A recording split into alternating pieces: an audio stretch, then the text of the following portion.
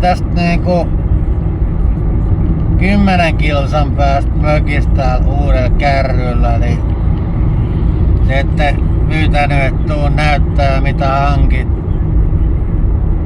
tai muuta, niin hyvää syntymäpäivää Olli, mutta jotain hyvin kummallista tästä sinällänsä on, että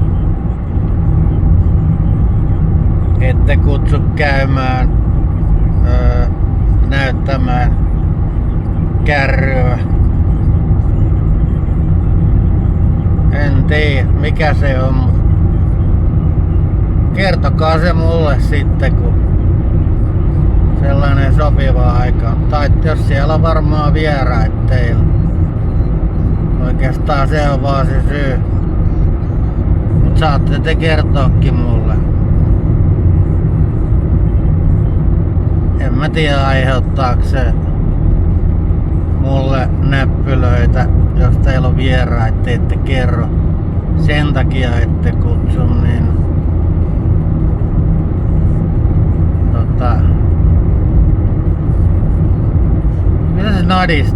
Kyllä se nadisti, joo. Et Anssi ei ole tervetullut, kun meillä on nyt muita vieraita. Ei voi mitään. Tämmöstä tää on.